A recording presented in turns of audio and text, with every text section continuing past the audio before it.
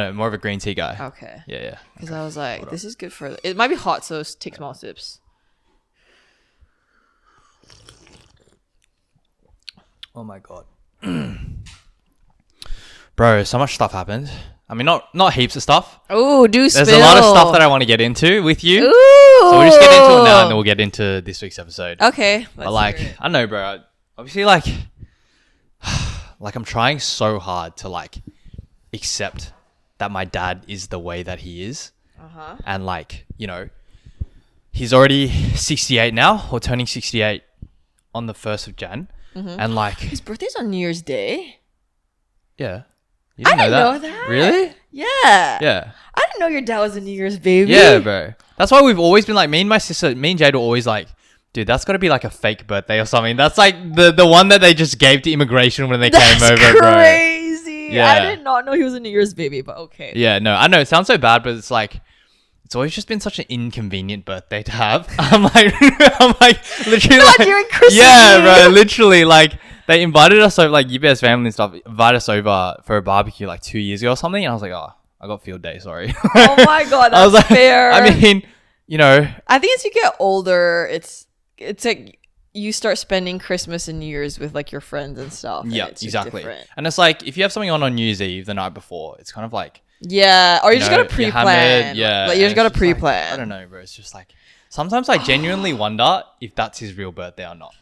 And we've asked him about it. And he's like, of course it is. But like, Is it in his passport? If it's in his passport, then I'm sure. huh? If it's in his passport and his birth certificate, I think it is. I've never looked at it, but like I presume, like obviously, I'm pretty sure it is. Yeah. Damn, that's crazy. yeah. But I don't know, bro. I'm just obviously trying to like, just get so frustrated because obviously, you know, I want to have a close relationship with him, and it's like I've been trying so hard, and like I know he's been trying as well the past couple of months, or I guess since the beginning of this year or so. Since like obviously there were a lot of like mental health hurdles that I had to jump through early this year. But it's just like, you know, you think of it, you think about it, and it's like he can really only change so much. You know, Yeah. he's so old already. He's almost Yeah. in his 70s, and it's like the way that he thinks comes from his environment. It's as a result of his upbringing, and it's like he really can only change himself so much. And I've started to talk about this with my therapist, and I actually just changed to a new therapist last week. Oh, So- how is it so far? So this guy's, I don't know, I'm still figuring it out. Like we've only had one session. I'm Yeah. not really too sure how I feel, but so this guy's actually Chinese as well. Oh, nice. He's like 10 years older than me, and I feel like in some ways, That's quite nice, actually. It's Yeah. like in a similar-ish life stage. yeah. And so I think like he kind of talked to me about it last week, and it's like, you know, he was probably under similar circumstance in terms of like having immigrant parents, and then, you know, going through the same regime of being like forced into tutoring. I don't know why I use the word regime, but you know, being forced into tutoring. So and he then- can relate to you in a lot of things? I don't know. Like it's only been one session, but I just feel like, you know, it's just like there's only, you know, he was like, do you know why, you know, our parents kind of just put all their dreams and hopes into us and like, you know, kind of vicariously live through us? And I was like, you know, I guess because they came from poverty, right? And he was like, I mean, that is a part of it, but it's like, you know, you think about communist China and like a lot of these like war-torn countries that people came from, that a lot of migrants came from Southeast Asia. It's like, you know, they were trying to escape from something. And yeah, so it's they're like, just trying to survive. exactly. And it's like, you know, even though I understand that, you know, my parents were just doing their best to try to survive and, you know, provide the best life that they can for us, for me and my sister, and obviously it's the same for your parents as well. It's like there's just certain things in certain ways that like I just feel like there's a point of no diminishing returns. So it's like I've tried so hard for the past 6 months to really try to connect with my dad and, you know, see him 2 to 3 times a week. But it's like, because there's such deeply ingrained traumas, and, you know, obviously I went through experiences of being bullied in high school and things like that. And, you know, my parents getting divorced when I was 11 years old. And, you know, it's like all these ingrained traumas, which, you know, I'm going to get to talk about slowly on the podcast. It's like, my brain just gets so angry so easily whenever he says something that is like wrong. And so, for example, I caught up with 2 of my high school mates from my first high school. Yeah. Yeah. Yeah, I'm gonna mute that. But Oh yeah. Sorry. Yeah. All good. Yeah. So obviously met up with them like last week, and so it's like, that was like a really big like turning point for me because I haven't seen some of these boys in over 10 years. That's And crazy. yeah, and so it was like quite a nerve-wracking experience. But it's like, my dad didn't know. My dad thought one of them went to like my primary school, which he didn't. And then I was just kind of like, I just got really, really angry in that moment and was like, dude, like the reason, I just got so triggered and was like, the reason that you're, not remembering these details is because you weren't there for us. You obviously they got divorced when I was 11. And it's like, there's all these things that he doesn't know about. And it's like, obviously there's no way for him to know. He can't like turn back the clock and use a time machine to go back and fix his errors. But it's just like so frustrating because it's like I want to connect with him and I'm trying so hard, and this podcast is also another means that I'm using to try to be able to understand him. But it's like every time I see him, like I'm getting so angry and we almost get like we might get into a fight or get into some kind of argument, and then I kind of go home and I'm angry about it and I tell my mum about it, and then I'm kind of pushing that energy onto my mum, and it's like it's a negative cycle, right? Yeah. It's a toxic cycle. And so it doesn't do anything good for me, and it also doesn't do anything for my parents as well. Yeah. And so it's like, what is the point of this? And so I basically told him like, I need like a month to take a break from talking to you because I just feel like we're genuinely not making any progress.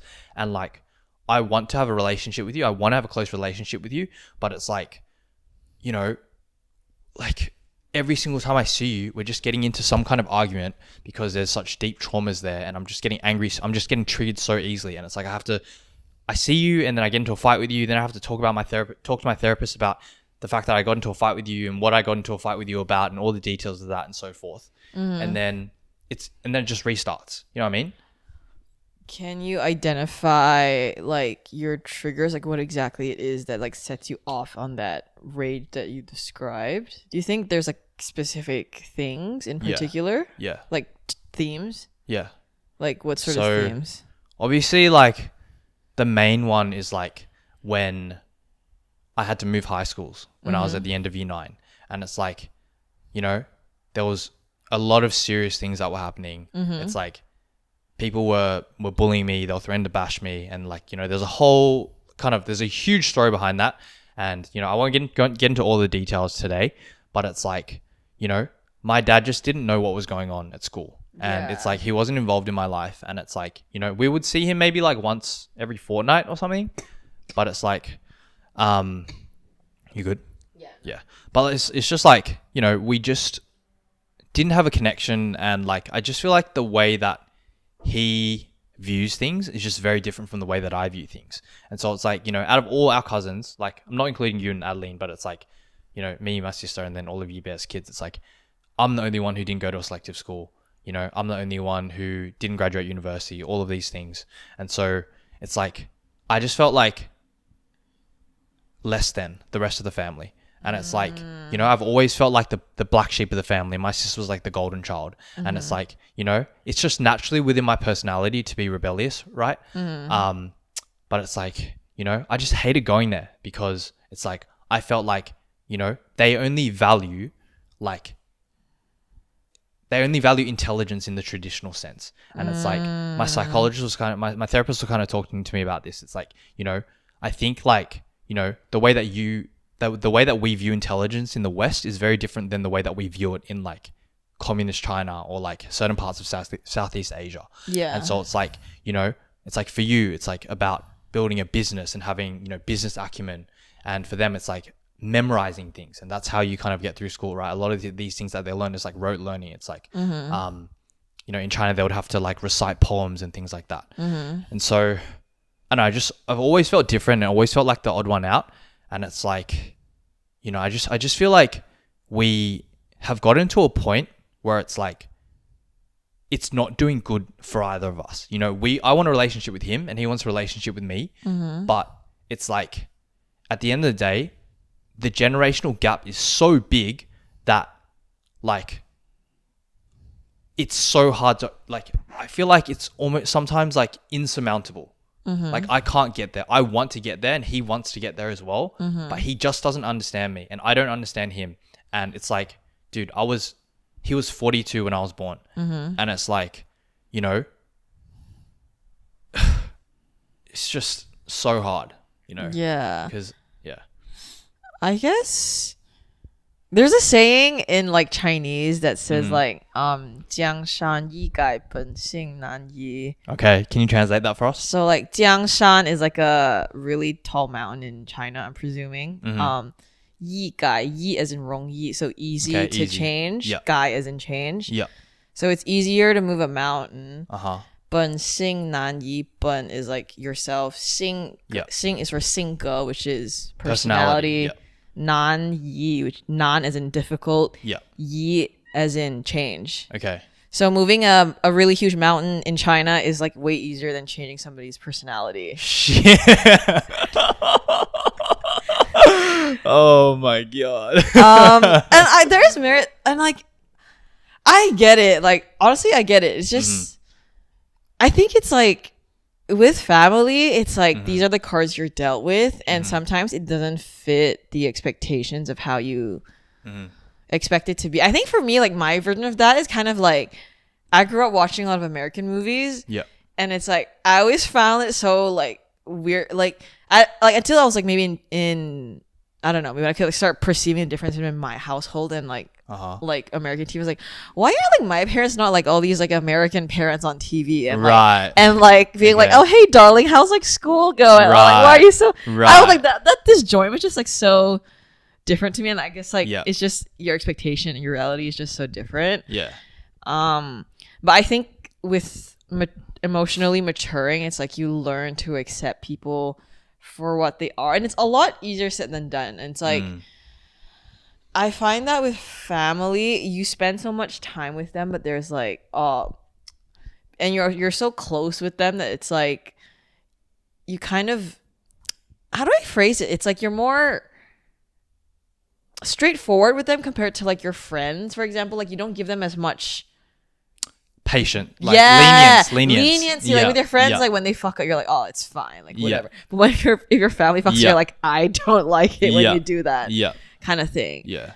I don't know, like I don't have an answer for it. I feel like everybody experiences what you're experiencing to a certain degree, just because unless like your natural personality. I don't know about everyone, bro. Maybe like kids of immigrants. No, that's the thing. So it's like people who are like whose personalities are very different from their parents. Right. Okay. So people whose personalities are very similar to their parents, I feel like won't experience this. Right. But people's personalities who are very different, I believe would experience this, even regardless if they're like immigrants or not. For example, if it's like if your dad is like I don't know. If, for example, your dad could be the complete opposite. Your dad could be a musician or something. Maybe in Hollywood somewhere there exists like some movie star actor dad that wants his kid to be in showbiz too, but all he wants to do is just go to school and do math. Right. And his dad is like, what the fuck? You know? Who knows? Okay. The kid might be experiencing the same thing. He's like, Hollywood is trash. Fame is not what I want. I just want to be a regular kid. And the dad's like, I don't understand why you don't want this. Like everything's laid out for you. Yeah. You know? Yeah. Different setting, but I guess like similar feelings towards the situation. Right. Okay. I don't think there's like a be all end all like one general solution for that, but I do think your feelings are valid, and it's like I think that's why with family sometimes like you need a bit of space is because you are so close, but you do just spend that much more time together because you are family. Yeah. And it's like, dude, that's what I want. Like, I basically said to my dad, like, I need like a month. And I was like, I don't want you to talk. I was like, please don't. We need a break. Yeah. I was like, please don't message me. Like, I will message you if I want to talk to you.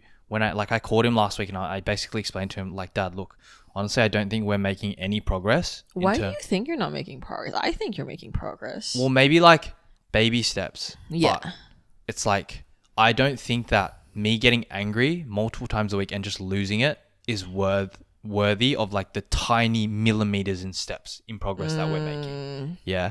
And so I basically said to him, I rang him up last week and I was like, bro, like, I didn't say bro, but I was like, Dad, like, I need space from you. Like, honestly, like, it's just so emotionally draining for me to see you 2 to 3 times a week and we're really trying to reconcile, but it's like, I know in my mind, theoretically, that you can only change so much, right? Deal. You can only change a tiny bit. And it's like, you know, I want you to make this huge gap and change so that you can understand me, but you just can't because you're not that kind of person. And, you know, your brain is very logical and, you know, he just doesn't express his emotions. And part of it is probably a personality thing. And the other part of it is just a generational thing.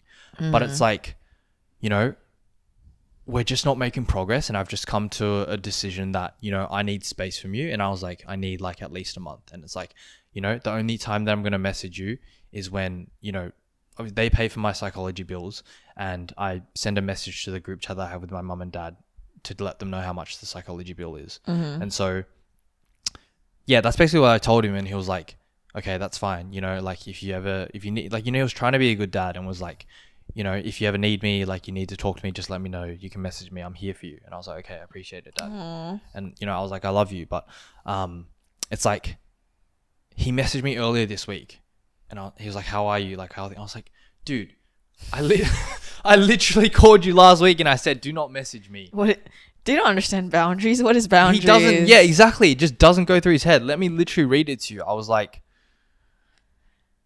yeah, and this is why I just keep getting triggered. And basically, he was like, I just want to say, I don't think it's bad intentions, but I can get why you're triggered. Yeah. I know there's no, like, sure, there's no bad intentions, but it's like we specifically had an explicit conversation that I needed a month break from talking for the sake of both of us. Yeah. You know, because it's not healthy anymore. Yeah. And then he messaged me on Wednesday night and was like, what have you been up? WYD.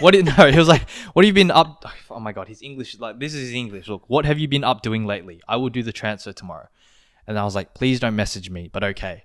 And then he's like, and then he messaged me again today and was like, how are you going? Just wondering whether you want to meet up for dinner tonight. And I said, Dad, I told you to stop messaging me. Seriously, I don't want to have dinner. Do not message me. I will contact you when I want to see you.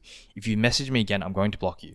And he said, dude, I'm serious. Like, I'm putting in boundaries. And if he doesn't respect those boundaries, then I'm going to block, you know, I'm going to draw the line. Fair. Like, as harsh as it is, it's not healthy for either one of us. Fair. Yeah. Fair. And then he was like, Daddy's going back to Malaysia at the end of the year. Wondering you want to come with us and Albert. And I was like, I'll think about it. So anyway, it's just like, bro, you know what I mean? Like, I explicitly said we're not talking for a month. I called you last week. I talked to you on the phone. Yeah. So forth and so forth. And then you like, what are you doing, bro? You know? Yeah. So anyway, this is a good way to kind of transition to this week's topic. We're kind of already moving that direction. But basically what we're talking about this week is like why Asian parents don't say I love you explicitly. Yeah. And so obviously there's a lot of kind of factors that influence this. There's generational things, historical things, personality as well, cultural things. And so I know at least for my family, it's like, you know, I think my dad is very much on the traditional side of like just not being able to express his emotions and being very stoic and just like, you know, just verbally not being able to communicate generally. And that's not his strong set. For my mum, I think like my mum is like 30 years old. She was 30 when I was born. And so like she grew up in an environment where my grandparents, her parents never said I love you to their family. And it's like, my mum is always like, so I call my grandpa Akong, which means grandpa in Chinese. And my mum was like, Akong na jie, which is grandma. They only raised us in a physical sense. They never raised us, like there was no kind of emotional nourishment as we were growing up. It was like everything was like making money, putting food on the table so that we could survive. Yeah. And it's like my grandparents owned like a Chinese medicine shop in Chinatown for like 25 years or so. And so my grandpa's whole purpose and just life was about, you know, building the business. And I'm very much like my grandpa, very stubborn and strong-willed and just only wanting to work for myself, you know, never ever wanting to work for anyone else. And that's the way my grandpa is wired, and I'm wired the same way. And it's like, but they would never express love verbally. Yeah. And so my mum definitely felt the brunt of that as she was growing up. She was like, you know, Achie and Akong never ever said I love you to us. But it was only until I was in my 30s and my 40s that I tried to like, you know, and she was like, I resented them for a really long time over certain things. Because it was like, when she was younger, when me and my sister were just kind of born, and when we were kids, like my mum had to work in the shop as a shop assistant, and you know, I feel like my dad kind of looked down upon what my mum did for work, and she was because she was just like working as a shop assistant and helping out my grandpa and grandma. Why in Well, what way? well, in the sense that it's not a profession like accounting or like consulting or a doctor or a lawyer. You know, she's helping out with the family, like the Chinese medicine family business, right? Yeah. And so she wasn't earning a lot of money, and it's like, you know, they were fighting hard to be able to provide a life for me and my sister and all the privileges that we enjoy today. But it's like, you know, my mum felt that she actually had to sacrifice a part of her 30s and a part of her life in general for her dad, because she felt she owed a debt to my grandparents for immigrating them from Vietnam to Australia to start a new life post-Vietnam War. Yeah. And it's like they went through all this stuff. It's like they immigrated from, so my grandpa basically had to he was like a leader in his community in Vietnam, and they were actually pretty well off by Vietnamese standards. And it's like he, along with 2 other people, organized this boat and refurbished this boat. And then 592 people traveled from the south of Vietnam through to Indonesia on a 6-day trip. And my mum was like, we almost died on the 3rd night because there was a huge storm and they were scared for their lives, and they were like praying to Buddha and stuff. Does she remember? Yeah. She remembers. She was 10 when this happened. Yeah, of course. Damn. She's writing this. She's getting this ready. She's like recalling all the memories because she wants to write a book once she retires, when she's 60. Damn. Yeah. So basically she was like, they were scared for their life, and there was a huge storm, and they weren't sure whether they were going to get through it. And they were like praying to Buddha and like, you know, doing all these like chants and stuff. I don't really know. Yeah. Like all these like Vietnamese chants.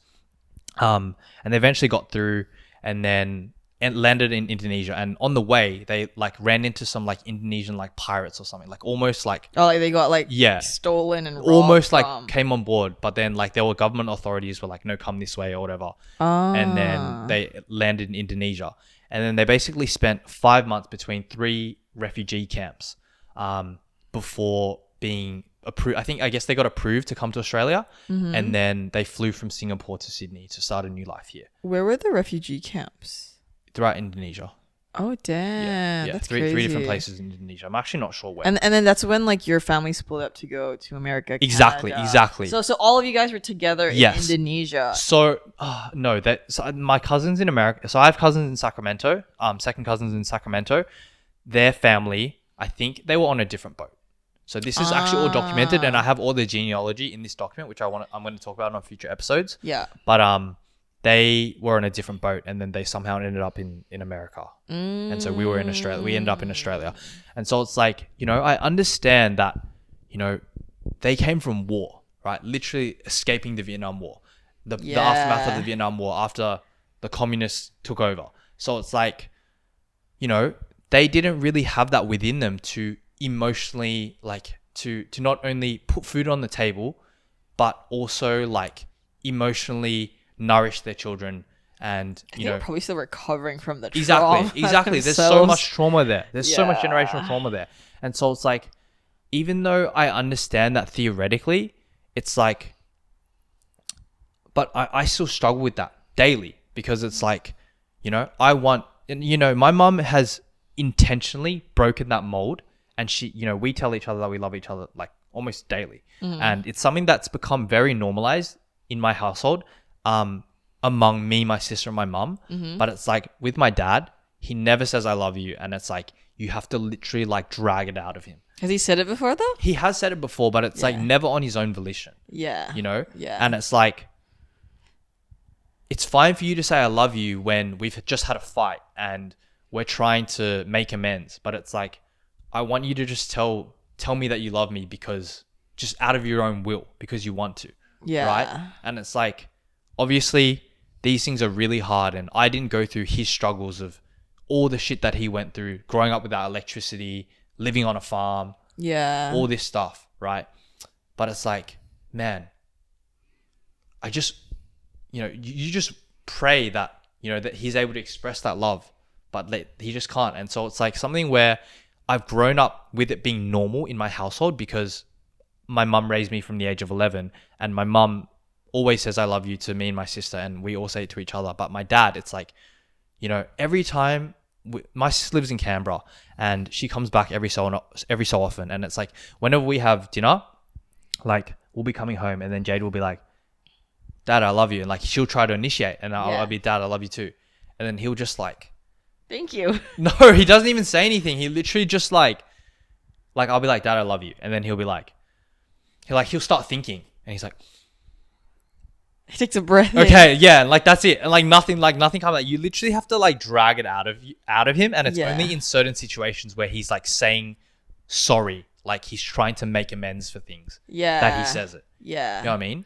Even like as an apologize as well. So apologize and say, Jeremy, I love you, like all this stuff. Yeah, and it's like, you know, we've had a lot of fights over the years, and it's like one of the most recent ones that I can kind of remember quite vividly is when, you know, we're fighting about some stuff. I won't get into it because there's a lot of details. But we came home and like we were trying to make amends. He was driving me back home from dinner in Eastwood or something. And then he was like, Jeremy, like he was actually had tears in his eyes. Aww. And then when I saw him like starting to like have tears, because he doesn't really show emotion. Yeah. Right? Like when he started to have tears and started welling up in his eyes, then I started to like start like crying as well. Yeah. And it's like, he was like, Jeremy, like, you know, I love you and Jade, you know, not like that. Like, I love you and Jade, like, I love you and Jade, like, but I wouldn't be here if it wasn't for you and Jade. And like, what he meant by that is like, I would have gone back to Malaysia, you know? And so even though it's like some ways that is really touching, and like in the moment it was touching. And like he said this, there's been 2 separate occasions where, he's like, you know, I wouldn't be here if it wasn't for you and Jade. It's like sometimes when I take it at face value and I look at it positively and I'm not angry at all the trauma and all the stuff that's happened during high school, then it's like I can accept it at face value and be like, okay, I love you too, Dad. But it's like a part of a part of my heart just still wants more. And it's like, and then I start getting angry about like all the things that happened in the past and like why I've been in therapy for years. And it's like, you know, what do you mean you would only be here? You're only here because of us. Like you fucking should be here. It's like your responsibility. You're a fucking father. You know what I mean? Yeah. It's like it shouldn't be some kind of guilt tripping moment where you're like, I'm only here, you know, because of you guys. Otherwise, you'd be going back to Malaysia. It's like when I get angry, I'm like, well, fucking go back to Malaysia then. You know?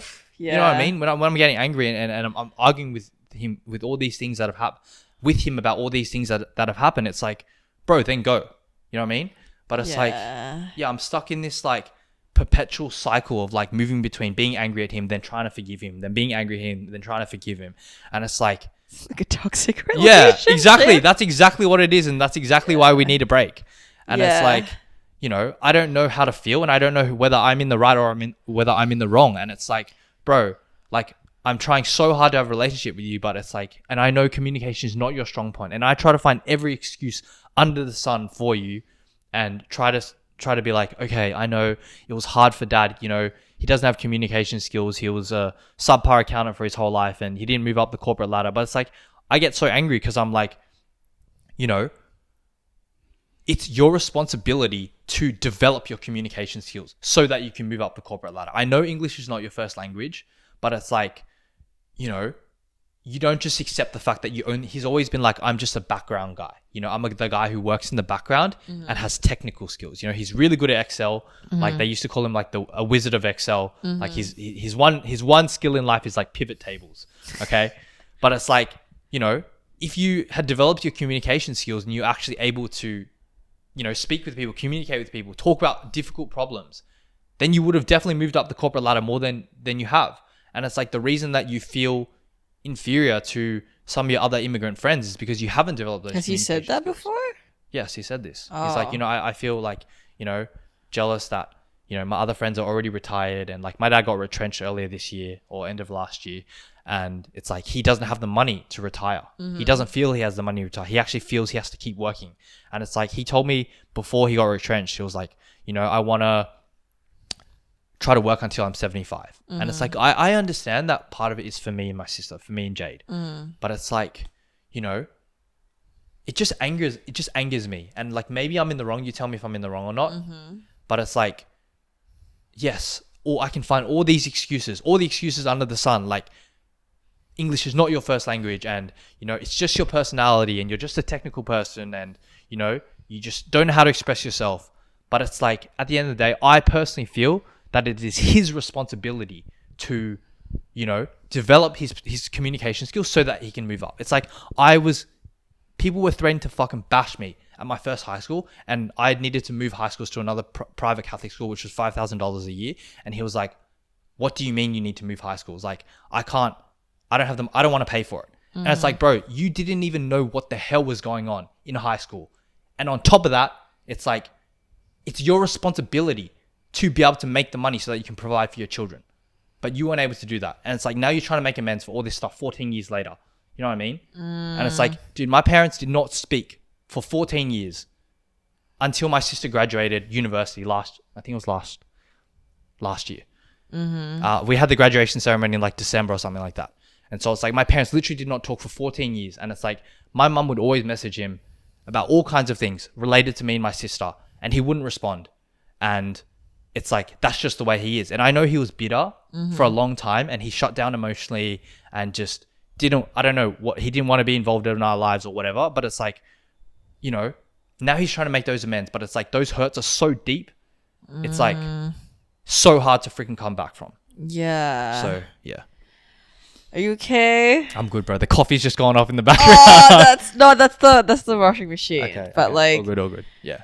There's like a lot of layers to this, so it's like, what you're feeling is valid as well. But I feel like there's like, it's so hard because I get why you're mad, but I also get why your dad's the way he is, and it's like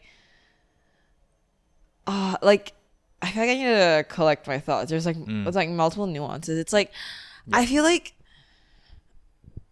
you have all the right to be mad. And I feel like I can't entirely relate because I grew up with both. Parents, I grew up with both my parents. I'm like I'm mad at my parents, but I'm mad at my parents for different reasons. Yep.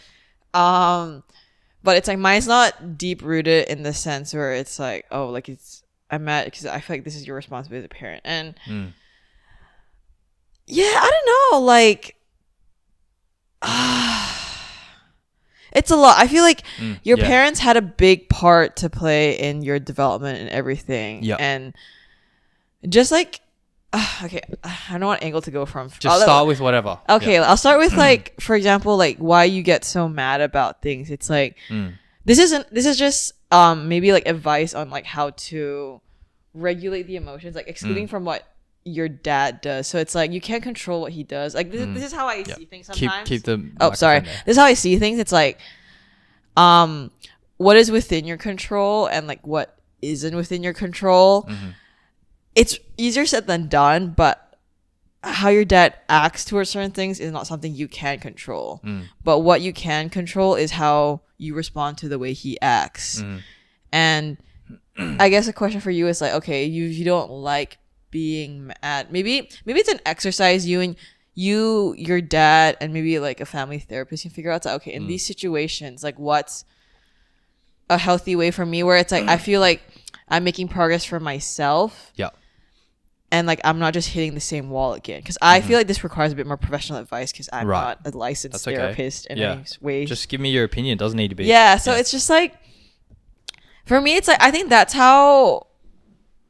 I'm not naturally a person who gets angry. Someone has to really, really wrong me in a way for me to get angry. But I think it's also I have naturally very people-pleasing tendencies. We can unpack that later. But like, I am always the first like. I considered how they're feeling in addition to mine, but sometimes that makes me discard my emotions, so I don't feel things quite as deeply. But I like consider other people's feelings because I think your dad's trying, and it's like I do think like he is probably internally struggling. He probably doesn't have like the like you mentioned, he doesn't have the words to express the way he's feeling, and he probably feels like. Maybe he's been frustrated with himself, for all we know, and like he's hurt by the things that you said. Because I'm like, whoa, like my mom. If I said that, my mom would have yelled at me immediately. He's like, don't you dare speak to me that way. Like I would have been like, I think maybe that's why like I don't dare to speak to my parents that way because like I would get told off. I think it's also like there's definitely a cultural aspect, but I think it's a personality thing as well.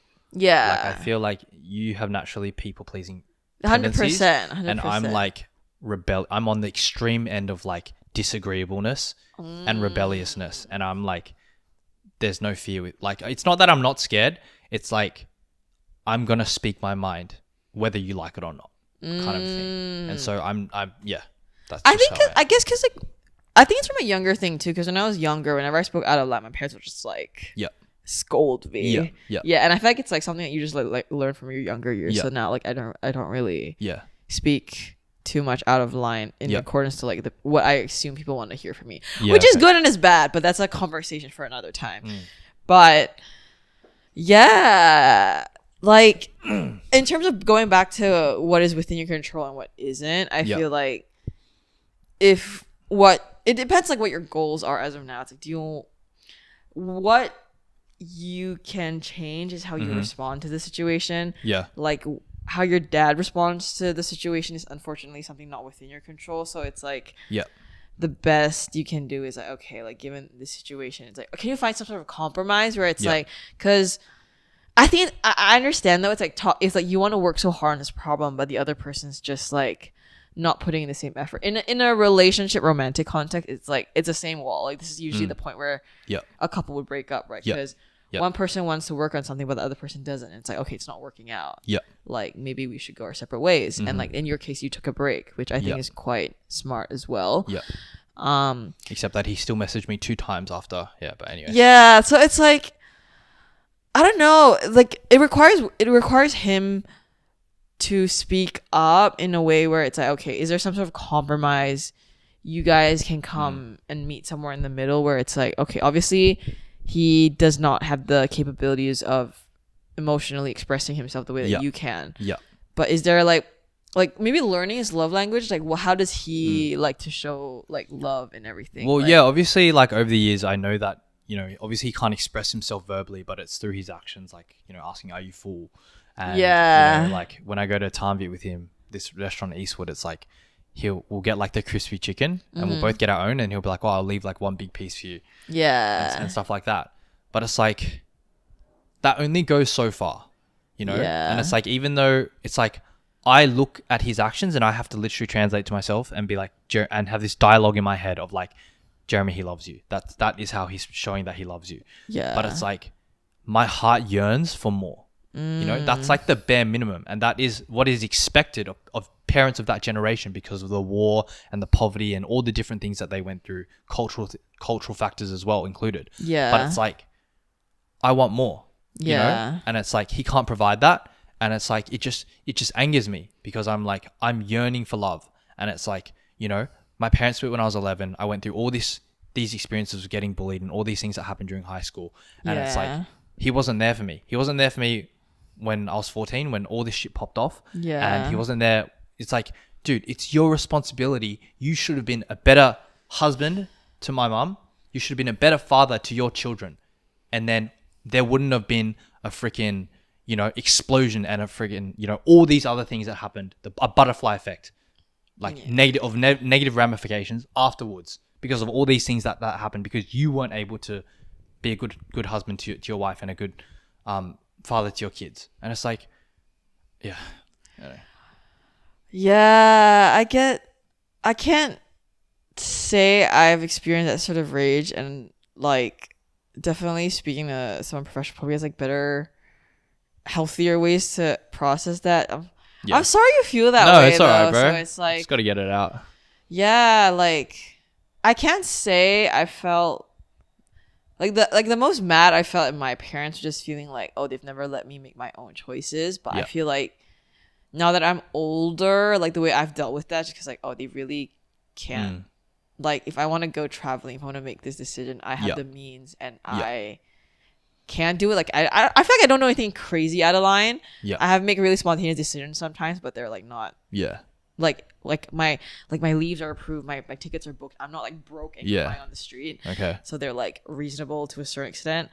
And it's just like, but it's not my parents like ideal point, and like that's how I've dealt with it. But I feel like your problems obviously are way more deep rooted, and it's like, Yeah. I don't know, and it's like one of those things where it's like, what's a good analogy for this? It's like you want him to act a certain way, but like, are you okay, like this is like more of a pessimistic hypothetical question, but like, what if he's never gonna be able to live up to that? Are you gonna be angry for the rest of your life? Do you want to like live like that? Yeah, well, that's what I'm struggling with, right? Yeah. It's like, I'm in the same cycle of talking to the psychologist about all these fights that happen during the week. And it's like, yeah, I don't want to be angry because I've been angry for my whole life. Yeah. I've been angry since I was 11 years old about all the stuff that has happened. And it's like, I don't want to perpetually be in a state of hatred for my dad. Yeah. But it's like, what are my options? To continue to try and continue to get into arguments with him and make minimal, like millimeters in progress, or to just cut him off completely and never see him again for the rest of my life. I think there's a middle ground. Can you just like accept him for the way he is and like, I'm trying. Like are these two, would that be a world where him trying to make the effort to see you 2 to 3 times a year is like enough? Yeah, I mean, I guess that would be enough. Yeah, I mean, I think that's extreme because like we used to see each other like 2 to 3 times a week because he's not working, I'm not working as well right now. Yeah. But it's like, you know, I don't know, bro. It's like I want to, I don't know. Because I hate to play the pessimistic card, but it's like, I do think there's a possibility where it's like, that might be the extent of how he's able to show love. And yeah, that is, it is what it is kind of situation. For example, it's like, maybe you want, I don't know, maybe you want, I can't think of an analogy. I just want to go roll with analogy. Maybe you want to see, for example, the dodo bird still exists, and there's only one dodo bird left. What is a dodo bird? It's a bird that's gone extinct. But for hypothetical reasons, there's one dodo bird left in the world. Yeah. And it lives in like, I don't know, some random country that takes like a 10-hour flight to reach to. Okay. And for example, like your life dream is to see this dodo bird. But Sure. for example, like, and you're saving up the money to go visit this dodo bird. Yeah. But then for some reason, the dodo bird just passes away. It's like, so your dream is just like never gonna come to fruition. But it's like, are you just gonna spend the rest of, like, for example, like that's like something completely out of your control, right? The dodo bird's an extinct bird. It's like, that's the last one that's living. Like all these external factors that you just, it's not your fault that you did. It's not the dodo bird's fault. It's not anyone who cared for the dodo bird. You might blame all the previous people who have slaughtered the dodo bird. And there's all these people in the past who have culminated the circumstance of which you are today that has caused you to not realize your dream of like going on this flight and seeing this bird at this specific time before it died. So it's like, it's really, I swear it's one of like life's, like a life lesson sometimes where it's like they put you in this like really grueling human experience, and it's like sometimes you just don't get what you want and it fucking sucks. But the only way you get to live with yourself is to make peace with the situation sometimes. And like, that's not like the answer that everyone wants to hear, but I find that gives you the most inner peace given the circumstance. And it's just like, you just learn to work with what you have instead of being mad of like what you don't have. So yeah, for example, like I don't know, maybe someone wanted to be like, they wanted to pursue a career in like, I don't know, like singing or something, but the country they're from just has no platform for entertainment or that sort of thing. And it's like, what I'm getting at is like, maybe it's like, I think everyone to a certain extent has experienced like a dream that they've had when they were younger, or like something that they just, when they get older, they just like, oh, like I'm not gonna get it. And it is very confronting. It's very like, oh my god, like everything I thought as a kid, like is this what adult life is? And then you get a bit like, jaded's not the word. You get a hit of reality that's like, oh, life is not like, you don't always get what you want, and it's really crazy to like get it's a very tough pill to swallow. That's the phrase I'm looking for. And it fucking sucks. And it's just like, but like, what can you make the most of like what you're given? I guess. Yeah. Yeah. I mean, I hear you, and it's like, yeah, obviously, the logical thing to do is like, man, like, I just got to make peace with it, right? It's obviously easier said than done. Yeah, obviously easier said than done. But it's like, I still go out everywhere I go. When I see kids with their dads, bro, enjoying the footy, doing some kind of hobby together, like riding their bikes together, bro, I'm just filled with jealousy. Yeah. I'm filled with envy. Yeah. And it's like, sometimes like, so I'm just like, when I hear other people talking about not having relationships with their dad, like, I can resonate so deeply. Yeah. And it's like, I think, yeah, I was like watching this video of this guy named Johnny Chang. He's basically like he's from America, and he was in jail for like 12 years. And his dad like beat him up and beat his brother up. And then he like went to jail for like 12 years. And then he like came out and like became a Christian, all this stuff. And so it's like, you know, I think with me kind of like moving towards faith, it's like, I feel that, I don't know whether there is a God out there or not, but it's like, you know, I feel like God put me through that. Yeah. You know, I feel like it's God put me through everything that I've been through from the age of 11 years old, everything that I'm going to talk about in detail with further episodes to come. And it's like, he put me through that pain for a reason. And my dad is included in that. It's like, I didn't have a good dad. And it's like, you know, he wasn't able to be the kind of dad that I wanted in many different ways. But it's like, God put me through that because he wanted me to grow, and he wanted me to be able to use that and turn it into my purpose and have a message and have a platform so that I can help other people. And so that's how that's the best way that I can try to interpret it. That's what I think is the best way for me to try to interpret and, I guess, put a positive spin on the fact that he falls short in so many areas. But it's still tough because I'm still out here and I'm like, dude, like, I just wish you were better in so many ways, but you just can't be. I feel like you need to give him a bit of credit though. Like he has done stuff for you. Like it's kind of like, I guess a example I can draw now that you've mentioned like seeing kids with their dads. For example, a lot of women now experience problems with fertility. A lot of them want kids, but they physically their bodies infertility. Infertility. And they want kids, but they just physically can't, and then they have to like let go of their dream of ever becoming a mom. And I feel like that's more in line with like your category of like Keep the mic here, sorry, bro. like your like those sort of wounds, right? Where it's like like the yearn for a family, the yearn for having your own kids, and all that kind of thing. So, like. Those are one of those like life things where it's like, oh, these are the cards you're dealt with. It's not, or like for example, like a really grim example is also like people who get cancer, right? Like, it's really fucking sucks, and it's like, and people who have to deal with it for the rest of their lives. It's like, they're like, oh, like why did this happen to me? Like, you can either adopt like the woe is me mindset, or you can kind of be like, okay, like this is what I'm like, what blessings can I count, and like how can I. Like, I think you actually phrased it really nicely. It's like a personal journey, right? It's like, how can I make the most of it? Yeah. These are the cards I'm dealt with. Like, how can I make the most of them? How can I... They can be shortcomings. They can be, like... but they can be strengths if played the right way, too. They can build you to the person you are today. And that's what I'm trying to turn them into. And it's like... there's this concept where it's like... Growing up, or like... What's the word? Like holding a lot of grudges. Like I do think grudges,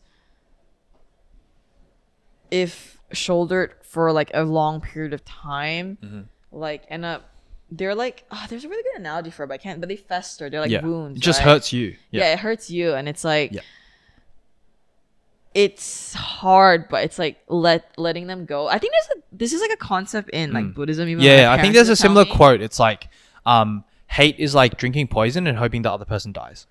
Yeah, because it's like, that's a really good analogy. So it's like learning how to let go, learn how to forgive. Yeah, it's like so hard, but it frees yourself, I think. Yeah, at the end of the day. So maybe I don't know, but that's also like an inner. It's like you really have to reach a point of like very big inner peace, and it's really you have to really be that bigger person to forgive. to let go. Yeah. Be like, okay, like given all these shitty Yeah. things that have happened, Yeah. like I still accept you. Like it's really hard. And like I guess it's that journey to reach that point. Yeah. That is life, I guess. And I mean, I think ultimately at the end of the day, that is what my goal is, right? Yeah. I want to reach forgiveness. I want to Yeah. forgive him for everything that's happened. Yeah. And I want to love him. I want him to love me, but it's like I'm not there yet. Yeah. And I just feel like where we are right now, it's like we're not moving forward. Yeah. And this is why I need a break, and this is why Yeah. yeah.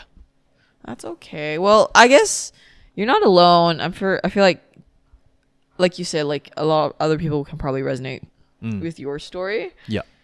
And like feel free to reach out. Like Yeah. everyone's going through their own thing. Like so everyone's finding their own demons. I guess this is your version of demons, but everyone else has their own that they're carrying as well. Mm-hmm. But yeah, does yours, I guess on the flip side, are you able to have conversations like this with your sister? Does she experience similar things? We don't talk about this. That's fair. Like, yeah, I just feel like Jade hasn't been through the stuff that I've been through. Mm-hmm. And it's not a comparison thing. Mm-hmm. It's not, I'm not trying to compete in the trauma Olympics, but yeah. it's like she just hasn't been through what I've been through. Yeah, that's fair. She knows what I've been through, but she hasn't experienced it. Yeah. And I just feel like, it's hard to kind of explain really deep traumas to people that haven't been through a lot of trauma. Yeah. And so, yeah. But that's all right. I think we'll wrap it up for today. It's a bit short, but it'll be kind. No. Yeah. Yeah. All right. All right. Thanks so much for listening to that was a lot. I know it was a lot, guys, but I appreciate you listening if you are listening and allowing me to, just voice my thoughts and have a platform. So, yeah. All right. Thanks so much for listening to another episode of Late Night Hotpot. I'm your host, Jeremy. And I'm Zoe. And we'll see you next time.